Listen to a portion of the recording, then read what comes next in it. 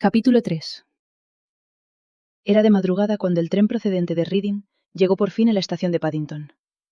La novedad del viaje, la velocidad a la que la ruidosa locomotora atravesaba campos, rodeaba pueblos y atravesaba estrechos cortados, habían mantenido a Margaret embelesada.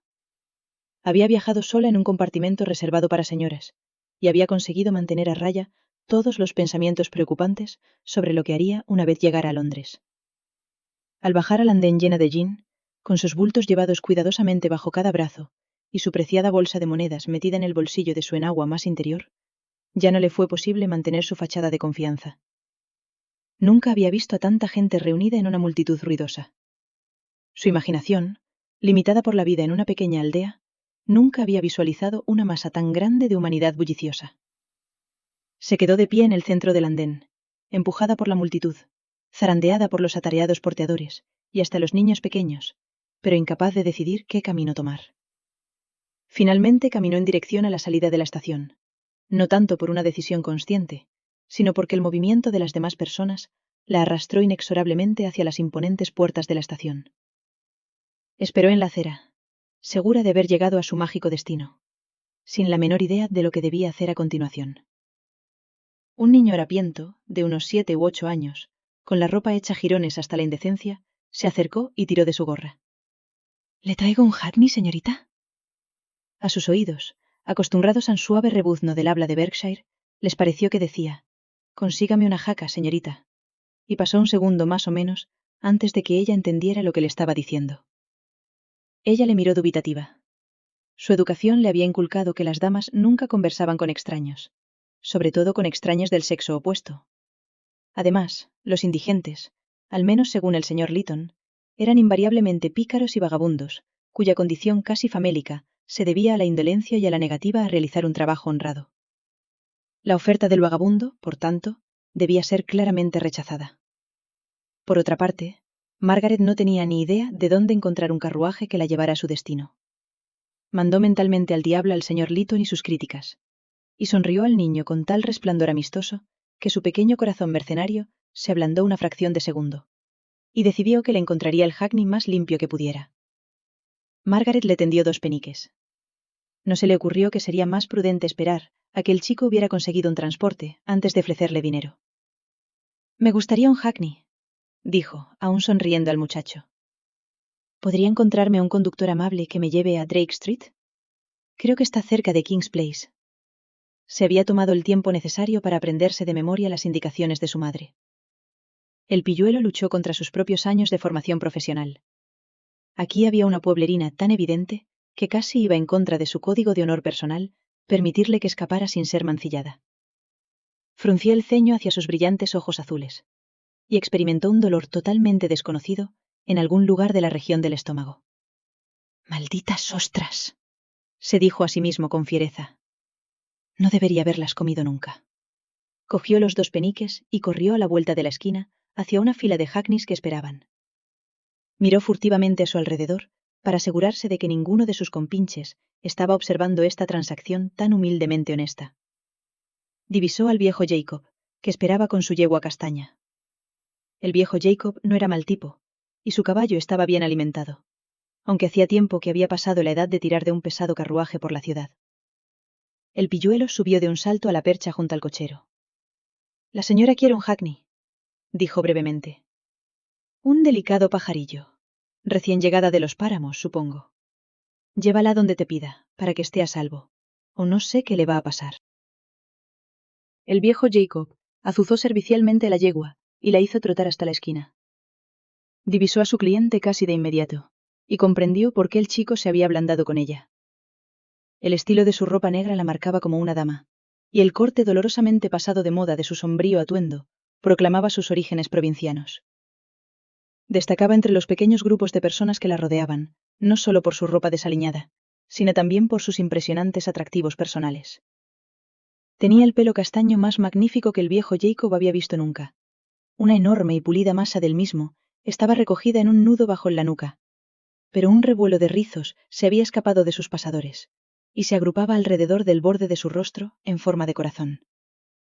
El viejo Jacob se sorprendió al descubrirse a sí mismo perdido en una ensoñación de cómo sería ella con todas las horquillas quitadas y los rizos cayendo en cascadas sobre sus hombros desnudos.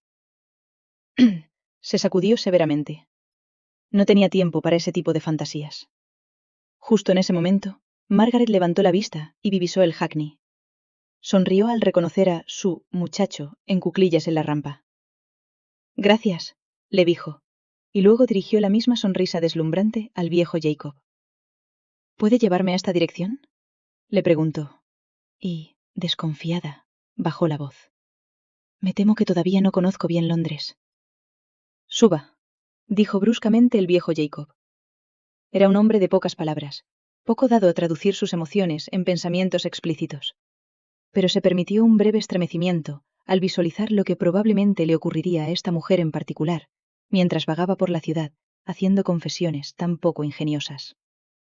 Pero no podía perder el tiempo preocupándose por perfectos desconocidos. Empezaba a lloviznar, y en lo que iba de vía apenas había ganado lo suficiente para pagar el pienso del caballo, por no hablar de lo suficiente para sus otros gastos. Azuzó a la yegua con una agresividad desacostumbrada, y dirigió el carruaje velozmente a través de la ciudad. Margaret, sin importarle la ligera lluvia, bajó la ventanilla del carruaje y se despidió del muchacho con una sonrisa de agradecimiento. Este frunció el ceño, se metió las manos en los bolsillos y procedió a robar 3 magdalenas de la bandeja de Flashfred, lo que, restaurado su orgullo profesional, le hizo sentirse infinitamente mejor. Probablemente no tenía ninguna tontería que valiera la pena robar. Se tranquilizó a sí mismo, y apartó con decisión todo recuerdo de aquella encantadora sonrisa. El viejo Jacob empujó su cansada yegua a través de la aglomeración del tráfico londinense, deteniendo el Hackney frente a una hilera de casas bien cuidadas. Bajó de la percha y se dio la vuelta para abrir la puerta del carruaje a su pasajera. El número 20 que busca, dijo, y añadió afable. Este es un barrio bastante respetable. Gracias. Margaret pudo ver que las casas estaban bien cuidadas y recién pintadas, aunque a sus ojos de campesina le parecieron estrechas y sombrías. ¿Cuánto le debo? Media corona, dijo aprovechándose el viejo Jacob. La había llevado sana y salva a una casa de huéspedes respetable, cuando podría haber sacado mucho más provecho llevándola a otro lugar. Pensó que no era irrazonable cobrarle el doble de la tarifa plana por el viaje. Ella le dio el dinero con una sonrisa, tendiéndole algunos peniques de más. ¿Es esa la cantidad correcta para una propina?, preguntó. Nunca antes había cogido un carruaje. El viejo Jacob aceptó el dinero con un sombrío movimiento de cabeza. Si esta chica no acababa asesinada antes de que terminara la semana, sería un maldito milagro. No deberías ir por Londres diciendo a todo el mundo que nunca has estado aquí antes, dijo. No se sabe quién se puede aprovechar de una jovencita como tú. Usted no lo ha hecho, dijo Margaret con lo que le pareció una lógica irrefutable. Además, cualquiera puede ver que nunca ha estado en una gran ciudad, así que, ¿de qué sirve fingir? El viejo Jacob, reconociendo la verdad irrefutable de esta afirmación, dio un último meneo de cabeza. Tengo que irme, señorita, dijo. Ve y da un buen golpe en la puerta del número 20. He estado aquí antes, y la señorita de allí la recibirá bien. Se subió de un salto a su percha, y apresuró al caballo para salir de la calle. Cuanto antes se alejara de aquel cliente en particular, más satisfecho estaría. Margaret, asombrada por la facilidad con la que parecía superar los obstáculos de su camino, subía lentamente el tramo de escaleras que conducía a la puerta del número 20. La aldaba de latón estaba muy pulida, y las cortinas de encaje de la ventana eran blancas y estaban crujientemente almidonadas. Llamó enérgicamente a la puerta, sin molestarse en aplacar su ánimo de autocomplacencia. Sobrevivir en Londres estaba resultando mucho más fácil de lo que había temido. Se palpó las enaguas, sintiendo la pesada bolsa a través de la servicial sarga de su falda negra. Aún tenía su dinero. Las fundas de sus almohadas seguían bien atadas. Y una vez que se hubiera lavado la cara y arreglado el pelo, podría emprender la tarea de procurarse algún empleo. Abría la puerta una criada rebordeta con un enorme delantal de lona. ¿Qué buscas?, preguntó agresivamente. Otra persona que hubiera llamado podría haberse sentido desconcertada por la falta de amabilidad.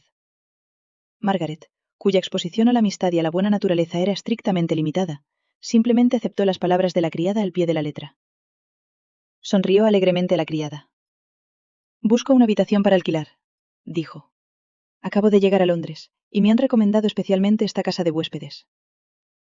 Las facciones de la criada seguían siendo inflexiblemente adustas, pero su voz moderó su dureza. Lo siento, señorita, no tiene suerte. Todas nuestras habitaciones están ocupadas. Oh. Margaret lucía tan decepcionada como se sentía. Oh, querida, no había pensado en esa posibilidad. Mi madre quería que viniera aquí porque la propietaria fue su criada. Eso fue hace mucho tiempo, por supuesto. Este lugar ha cambiado de manos 2 veces en los últimos 10 años, señorita.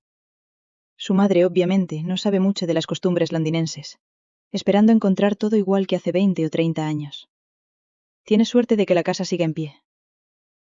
Margaret parecía tan cabizbaja que la expresión severa de la criada se disolvió en un rápido suspiro. Pruebe la vuelta de la esquina, en Ladbroke Grove, dijo ella. Puede preguntar en el número 15. Cerró la puerta sin molestarse en oír la reacción de Margaret a este consejo. Margaret volvió a bajar las escaleras. Sus pies, que habían corrido tan dispuestos hacia la puerta principal solo unos minutos antes, ahora se arrastraban pesadamente de peldaño en peldaño. Ya había caminado 8 kilómetros por los campos, y de repente sintió los dedos de los pies acalambrados y doloridos dentro de los confines de sus botas negras abotonadas. Su estómago también le enviaba feroces recordatorios de que ayer no había cenado, y esta mañana solo había consumido una taza de leche comprada apresuradamente en la estación de Reading. Ladbroke Square empezaba a parecerle muy lejos. Avanzó por la calle, sin estar segura de por dónde debía caminar. Pasaron 2 o 3 carruajes, pero no había nadie caminando por la calle a quien pudiera pedir indicaciones. La perspectiva de andar todo el camino hasta el final de esta calle, y luego todo el camino de vuelta si Ladbroke Gardens resultaba estar en la dirección opuesta, no era atractiva. Se sintió aliviada, por tanto, cuando se encontró con una plaza agradable, de aspecto más próspero que la calle que acababa de abandonar.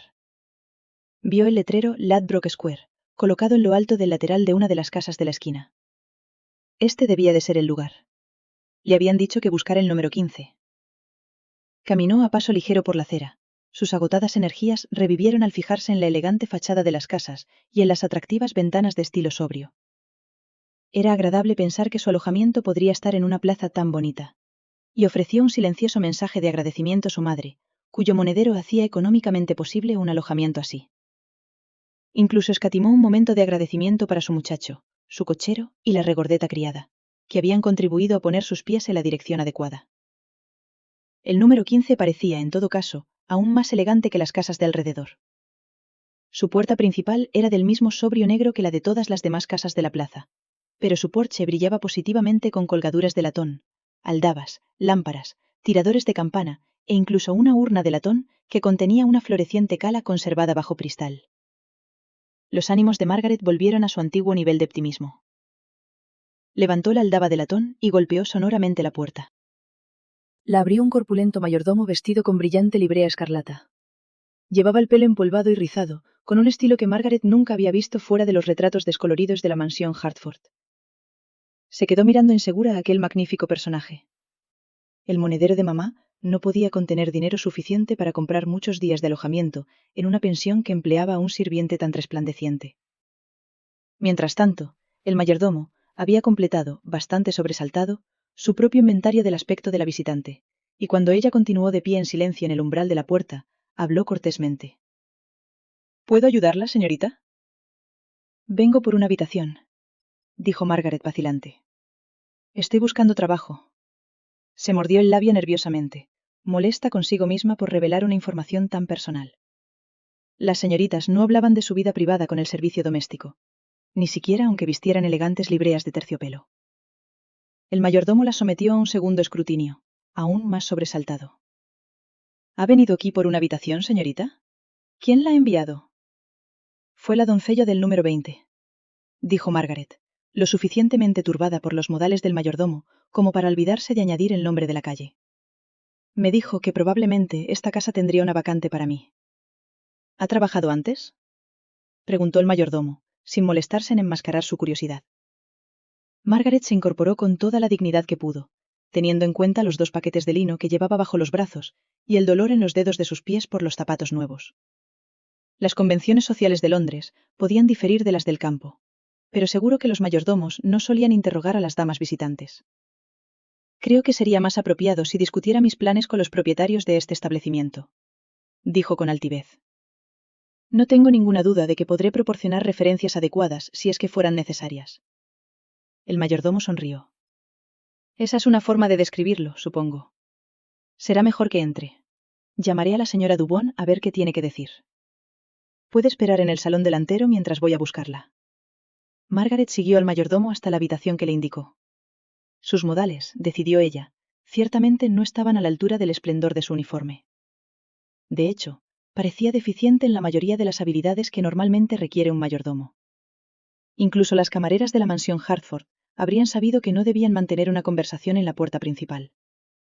Tal vez pudiera permitirse el quedarse aquí después de todo. Un mayordomo tan mal entrenado no podía exigir salarios muy altos. Y las habitaciones podrían tener un precio bastante razonable. Aclarado este asunto, se sentó con cautela en el borde de la silla que le indicó el mayordomo y observó el salón. Evidentemente, la casera sentía pasión por el escarlata. Pesadas cortinas de terciopelo rojo cubrían las ventanas y se cerraban con borlas de seda dorada. Las mesas estaban cubiertas con largos paños de chenilla roja, e incluso las sillas estaban tapizadas con un brillante material escarlata que casi hacía juego con la librea del mayordomo. Acostumbrada al sobrio cuero marrón de la mansión Hartford y al descolorido tejido casero y la crin de caballo del salón de la vicaría, Margaret encontró el salón rojo asombrosamente alegre. Nunca había visto el interior de un teatro, pero siempre se había imaginado que un teatro tendría precisamente este tipo de opulente y reluciente magnificencia. Un ramalazo de excitación aceleró los latidos de su corazón. Sería divertido quedarse en esta casa, al menos por un tiempo, y explorar las atracciones históricas de la capital. Sus reflexiones se vieron interrumpidas por la llegada de la casera. La señora Dubon, sobriamente ataviada con un miriñaque púrpura de modesta talla, entró en el salón con brío. Pero se detuvo en seco al ver a Margaret. «¿Qué es esto, Mortimer?», preguntó al mayordomo. «No tengo tiempo para bromas pesadas». El mayordomo contestó impasible. «Dice que quiere trabajar aquí. Dice que Maisie, la del número 20, la ha enviado». «¿Es cierto?». Madame Dubon volvió sus fulgurantes ojos negros en dirección a Margaret. «¿Estás buscando trabajo en mi casa?». «No necesariamente aquí», dijo Margaret, preguntándose si todos los londinenses eran tan extraños como estos dos. De hecho, no sabía que aquí hubiera oportunidades reales de empleo. Simplemente buscaba una habitación. «Si coge una habitación aquí, trabajará para mí. ¿Qué cree que es este lugar? Somos la mejor casa de Londres, y no lo olvides, niña. Rose Fletcher en persona no tiene chicas más listas que yo». «Siento si le he ofendido», dijo Margaret. «Siempre he vivido en el campo hasta ahora, y por eso no conozco mucho las costumbres londinenses. Esperaba que alguien pudiera enseñarme». Nunca antes había buscado una habitación en una casa de huéspedes, por supuesto, pero sin embargo no pudo evitar sentir que el curso de esta conversación era un poco extraño. Se levantó de la silla e intentó de nuevo reunir los jirones de su dignidad. «Quizás sería tan amable de mostrarme la habitación que tiene disponible, y entonces podríamos discutir los términos». Un pequeño resquicio en las cortinas de terciopelo rojo permitió que un único rayo de sol entrara en el acogedor salón, y al levantarse, el rostro y la figura de Margaret quedaron iluminados por el haz de luz solar. Madame Dubon ahogó un suave jadeo, convirtiéndolo rápidamente en una fuerte tos. «¿Por qué llevas esa ropa?», preguntó bruscamente. «Si estuvieras vestida adecuadamente, podrías poner tu propio precio. Y no hago tales comentarios a muchas de mis muchachas». «¿Poner mi propio precio?», repitió Margaret desconcertada. «¿Poner mi propio precio a qué?». Miró a Madame Dubon y al mayordomo, creciendo en ella la convicción de que había entrado en la casa de dos lunáticos. Madame Dubon se volvió furiosa hacia el mayordomo. «Te dije que había habido un error, Mortimer. Usted, jovencita, como quiera que se llame, ¿qué cree que es este establecimiento, por el amor de Dios?». «Me dieron a entender que era una casa de huéspedes», dijo Margaret con rigidez. «Busco un alojamiento respetable, pero siento haberla molestado si ha habido algún malentendido». El mayordomo no consiguió disimular su resoplido de risa, pero Madame Dubon se quedó mirando a Margaret con intenso cálculo. «Esto no es una casa de huéspedes», dijo. «Pero creo, no obstante, que podría proporcionarte justo el trabajo que estás buscando». «¿Dijiste que buscabas trabajo?». Margaret asintió, pero no volvió a sentarse. Por muy cansados que sintiera los pies, estaba ansiosa por escapar de aquella gente tan peculiar. Mortimer. Madame Dubois habló con repentina decisión. Tráiganos una botella de... Es decir, prepárenos un poco de té, y quizás unas rebanadas de pan con mantequilla. Tenemos cosas que discutir, la señorita... ¿Cómo te llamas, querida? Señorita Hartford, dijo Margaret, y luego se preguntó si no habría sido más prudente inventar un nombre diferente. Por favor, tome asiento, mi querida señorita Hartford. Ha habido un pequeño malentendido entre nosotras, ¿no? Pero Mortimer nos traerá unos refrescos, y le explicaré mi muy buena idea para su futuro empleo. Luego le enseñaré una habitación que tengo disponible. Madame Dubois sonrió amablemente. Estaré encantada de cederle esta habitación, sin cargo alguno, a cambio de sus servicios a mi establecimiento. Margaret se sentó. Lunática o no, la perspectiva de un té con pan y mantequilla era sin duda tentadora, más aún si tenía que marcharse y empezar a buscar por las calles otra casa de huéspedes. Se posó cautelosamente en el borde de una de las sillas acolchadas. Si esto no es una casa de hospedaje, señora, entonces, ¿qué es? ¿Y qué tipo de trabajo tiene en mente? Hizo todo lo posible por parecer altiva e inteligente, algo que sus mechones de rizos siempre hacían muy difícil. Pensaba buscar empleo como institutriz, dijo. Madame Dubois no se molestó en comentar la improbabilidad de que alguna madre contratara a una institutriz que parecía un cruce entre la diosa Venus y Helena de Troya. Encontrará mi trabajo más agradable, dijo convencida. Ah, Mortimer, lleve la bandeja a la señorita Hartford, por favor. Madame Dubois sonrió confiada a Margaret. Se me han agarrotado un poco las manos, dijo con sublime desprecio a la verdad. Le agradecería que tuviera la amabilidad de servirnos el té. Margaret obedecía de buen grado, y la señora Dubois observó con gran satisfacción los frágiles huesos de la muñeca de la señorita Hartford, los dedos largos y afilados, y la seguridad propia de una dama que realizaba el ritual social de servir el té con asiduidad. Su plan, concebido en un destello de genialidad, iba a ser sin duda un éxito. Margaret mordisqueó una fina rebanada de pan fresco, y anheló servirse otro trozo. Decidida a evitar semejante falta a los buenos modales, esperó esperanzada a que Madame Dubois le sugiriera una segunda ración. Sin embargo, su anfitriona parecía preocupada, y de pronto esbozó una sonrisa radiante. Le diré qué trabajo tengo en mente para usted, señorita Hartford. Los afilados ojos negros de Madame Dubois escrutaron el rostro de Margaret. Soy la propietaria aquí de un club. Es de lo más exclusivo, y los caballeros vienen aquí a relajarse con una copa de vino y una partida de cartas antes de volver a casa con sus familias. Es una habitación muy agradable, dijo insegura, preguntándose cómo conseguiría dormirse bajo tantas capas de colgaduras de satén. Y será suya, dijo rápidamente Madame Dubois. Recuerde, es gratis, y le pagaré 2 libras al mes además. ¿24 libras al año? Margaret sabía que eso era más de lo que cualquier institutriz podía esperar ganar, y se sobresaltó ante la esplendidez de Madame Dubois. Los salarios son más altos en Londres, dijo Madame Dubois rápidamente, y sonrió de nuevo. Supongo que estamos de acuerdo, y usted empezará a trabajar esta noche, ¿no? Sí, dijo Margaret, y se preguntó por qué se sentía tan asustada. ¿Pero no hay otros empleados que puedan ayudar a explicar mis funciones? Conoceré a algunas de mis chicas esta noche, dijo Madame Dubois. Es decir, tengo una familia numerosa, y muchos de mis parientes envían a sus hijas y sobrinas para que ayuden en mi pequeño establecimiento. Algunas de ellas aún hablan inglés con un acento extraño, porque yo vengo de Francia, ¿sabe? Ya veo, dijo Margaret. Se había preguntado si Madame Dubois era extranjera, o si su extraña forma de hablar era simplemente un ejemplo más de las peculiaridades de Londres.